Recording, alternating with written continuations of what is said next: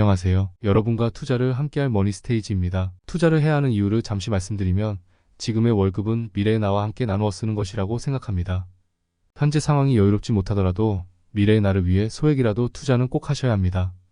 그래서 앞으로 설명드릴 상품에 대해서 최소 1만 원이라도 좋으니 납입 후 관심을 가지시길 바랍니다. 영상의 목적인 납입 우선순위를 먼저 말씀드리면 연금저축펀드, IRP, ISA 순입니다. 다음으로 개설 우선순위는 ISA 연금저축펀드 IRP 순입니다. 이유가 궁금하시죠?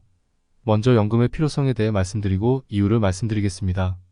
주위에서 노후 준비로 연금저축펀드와 IRP, ISA에 대해서 정말 많이 들어보셨을 거라 생각됩니다.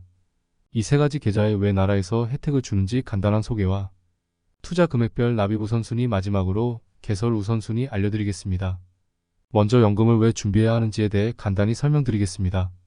국가에서 선진국형 3층 연금 구조의 필요성이라고 강조하고 혜택을 지속적으로 주고 있습니다. 1층은 국민연금으로 국가에서 보장해주는 연금입니다. 소득이 있을 경우 가입을 강제하고 있으며 기초생활보장이 목적입니다. 2층은 설명드릴 퇴직연금으로 기업에서 보장하는 연금입니다. 근로소득이 있는 경우 해당되며 회사가 운용하거나 개인이 운용할 수 있습니다.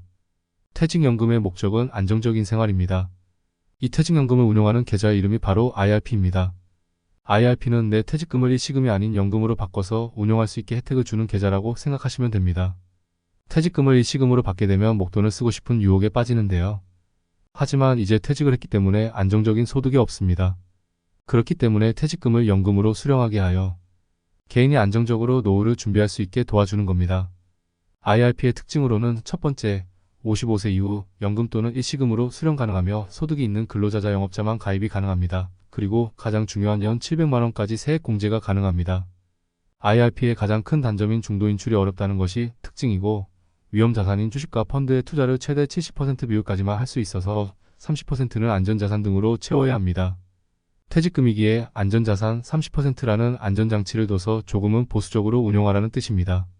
이렇게 국민연금과 퇴직연금을 가입하면 기초생활이 보장되며 노후에 안정적인 생활을 할 수 있을 것이라는 뜻입니다.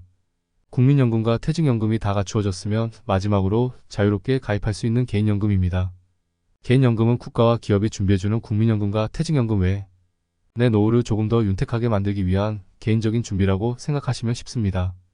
개인연금 상품 중 하나인 연금저축펀드가 여기에 해당되며 1층 국민연금, 2층 퇴직연금, 3층 개인연금 저축펀드까지 잘 쌓아두었다면 내 노후 생활이 조금이라도 여유 있는 생활을 보장한다는 의미입니다. 소득이 없는 노후에도 여유 있는 생활을 하고 싶지 않으신가요? 지금도 여유가 없는데 노후가 무슨 소용이냐고 하신다면 그런 분들이야말로 노후 준비를 더 열심히 하셔야 합니다. 지금 여유가 없는데 노후는 여유가 있을까요? 소득이 있음에도 생활이 팍팍하고 어려운데 소득이 없어지면 어떻게 될까요? 지금 조금 힘들더라도 월 5만원, 월 10만원이라도 납입하시고 관심을 가지셔야 합니다. 국가가 혜택을 주기 때문에 개인적으로 준비하는 것보다 세액공제 등으로 혜택을 굉장히 많이 주고 있습니다. 연금저축펀드는 연령 제한 없이 누구나 가입 가능하며 만 55세 이상 수령 가능합니다. 가입기간이 5년 이상 되어야 합니다. 납입 한도는 연 1,800만원인데 세액공제 한도는 600만원이라 600만원을 먼저 채우는 것이 좋습니다. 가장 큰 특징으로 IRP보다 입출금이 자유로우며 세액공제를 받지 않는 금액은 페널티 없이 인출 가능합니다. 세액공제를 받은 금액은 16.5%를 부과받고 인출이 가능하며 목돈이 필요할 시 인출하지 않고 담보로 대출도 가능합니다. 이것이 연금저축펀드의 가장 큰 장점입니다. 목돈이 필요할 때도 연금저축펀드를 유지할 수 있습니다. 마지막으로 개인종합자산관리계좌 ISA입니다. ISA는 개인이 목돈을 모으기 위해 혜택을 주는 계좌라고 이해하시면 쉽습니다. 흔히 예금과 적금을 통해 목돈을 모으게 되는데요. 예금과 적금의 이자를 받으면 이자 소득세 15.4%를 공제하고 지급받게 됩니다. 하지만 이 계좌를 사용하면 일반형 200만원, 서민형은 400만원까지 비과세 혜택을 줍니다. 투자한 모든 상품의 손실과 이익을 합산하여 비과세 혜택을 주는 손익통산이 특징입니다. 200만원 비과세 한도를 초과하는 금액에 대해서는 9.9%의 분리과세를 적용하는 것도 큰 장점입니다. 가장 큰 특징으로는 만기가 최소 3년이기 때문에 개인연금저축펀드와 IRP에 비해서 만기가 짧은 것이 장점입니다. 가입 한도는 1년에 2천만원이며 매년 누적으로 쌓이게 됩니다. 이것 때문에 ISA를 가장 먼저 개설하셔야 되는 이유입니다. 2024년에 개설만 해두시면 사용하지 않으셔도 2천만원 한도를 만들어 두시는 겁니다. 2024년에 개설 후 미사용 상태라면 2025년에 4천만 원의 납입 한도를 가져갈 수 있습니다. ISA는 세 가지 운용 방식에 따라 세 가지 상품으로 나누어져 있습니다. 내 목돈을 은행에 맡겨서 예금과 같은 상품에 운용하면 ISA 신탁형, 내 목돈을 증권사 또는 은행에 맡겨서 투자 전문가가 운용하면 ISA 일임형, 내 목돈을 내가 직접 운용하여 주식 채권 펀드로 운용하면 ISA 중개형입니다. 개인의 성향에 따라 운용 방식을 고르셔서 납입하시면 됩니다. 이렇게 세 가지 상품으로 비과세 혜택을 받아서 운용했다면 이 목돈을 개인이 필요한 곳에 사용하셔도 되고, 이 목돈을 내 노후 준비를 하기 위해 사용한다면 나라에서 또 혜택을 줍니다.